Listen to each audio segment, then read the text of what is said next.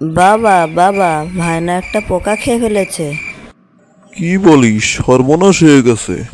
ভয় পেও না বাবা, আমি সঙ্গে সঙ্গে ভাইকে পোকা মারার বিষ খাইয়ে দিয়েছি। হল্টু, তুমি বড্ড বেশি কথা বলো। কিছু করার নেই স্যার, এটা আমার পরিবারের ঐতিহ্য।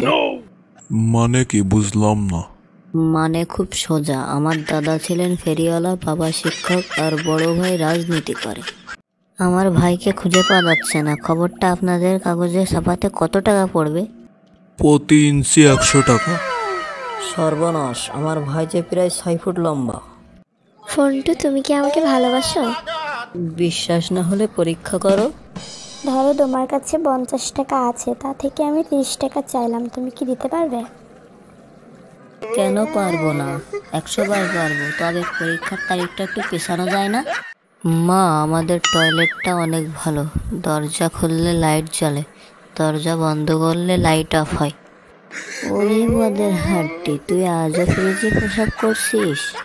স্যার, আপনার কি মনে হয় আমার ছেলে বড় হয়ে কি হবে? মনে হয় মহাকাশচারী হবে।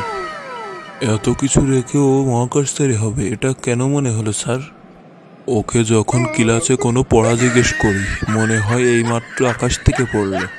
হন্টু, তুমি হোমওয়ার্ক করনি কেন? স্যার, আমি তো হোস্টেলে থাকি। তাতে কি হয়েছে? আপনি হোমওয়ার্ক করতে বলেছেন, হোস্টেল ওয়ার্ক তো করতে বলেননি। বলতো ফন্টু, পৃথিবীর সবচেয়ে হাসি খুশি প্রাণী কোনটি? হাতি স্যার।